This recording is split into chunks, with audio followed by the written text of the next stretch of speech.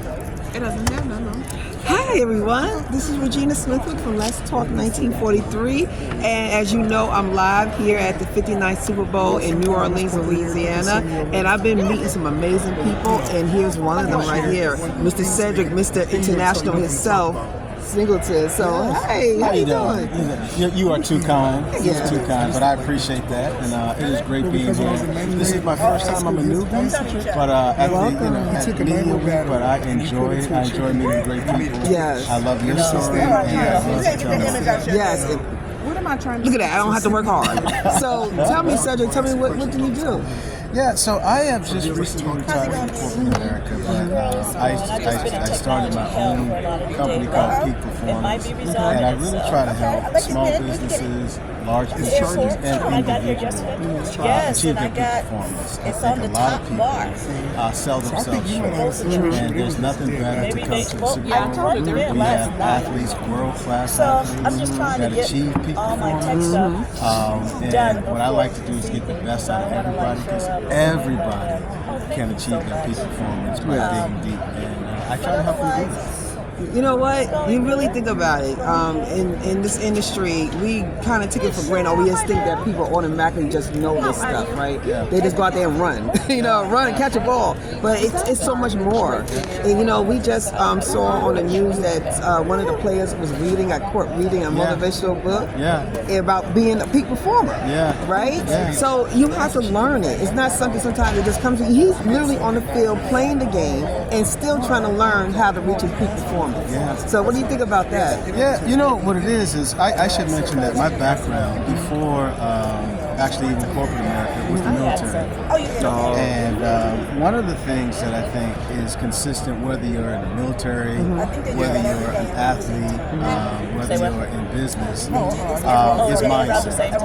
Right? And everything starts with your belief. And one of the things that athletes, entertainers have is they have this belief. They have this mindset, and that's where it all begins, right? If you believe in yourself, and people sometimes they think that that's corny.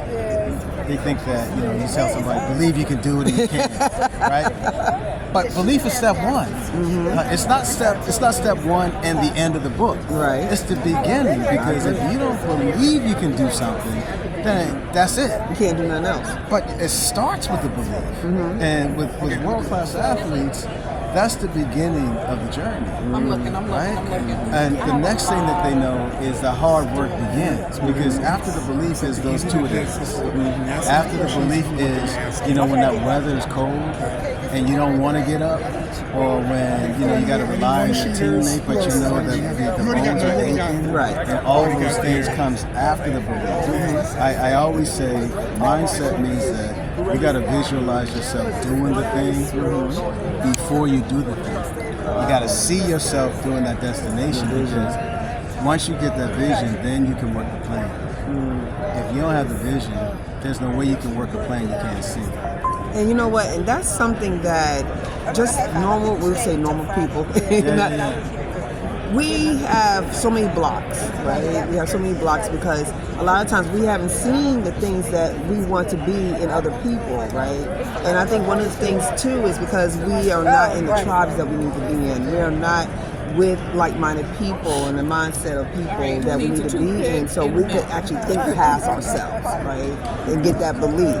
And being with people like yourself and the other people that's around this table, y'all don't see them, they circle around this table, but they are like-minded, and it makes you want to hustle. It makes you want to have that game. You want to go out there and make it happen, because they keep you more accountable, right? Yes. And just them telling you what they're doing, like, dang, they went to where you went to Switzerland.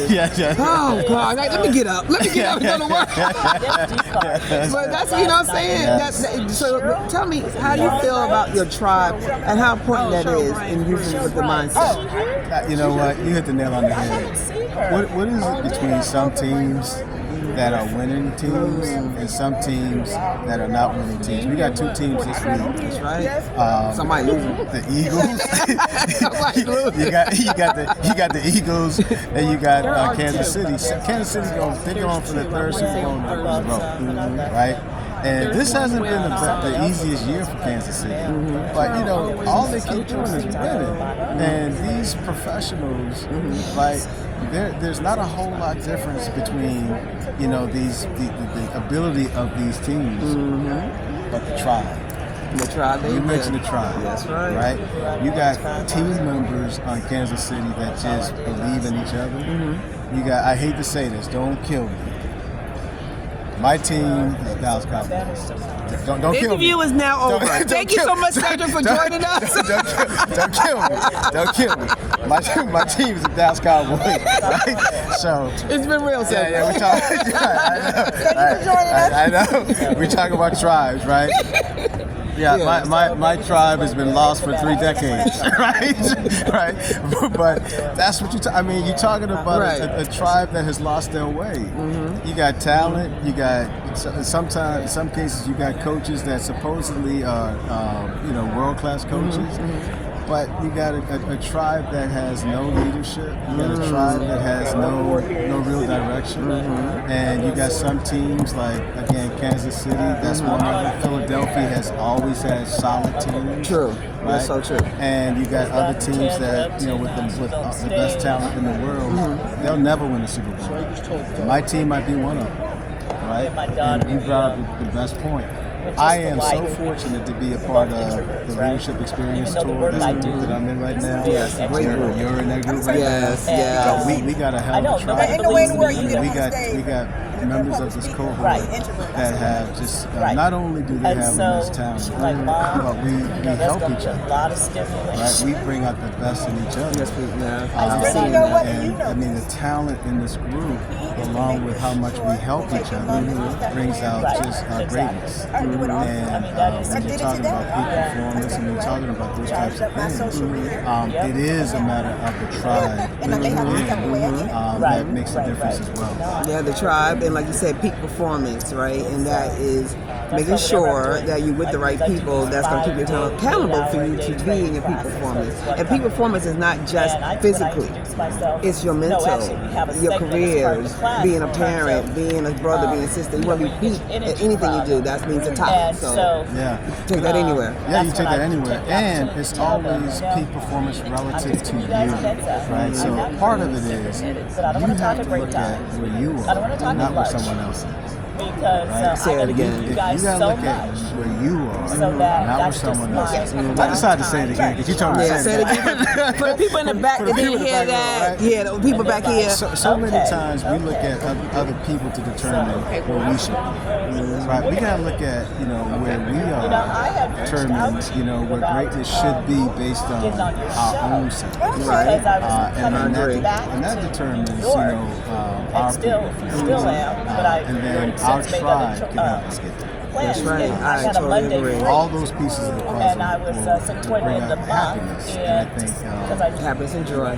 Happiness and joy. And then people who bring that energy together. Like you. I mean, I'm sitting next to you, and I don't know what it is about people like you.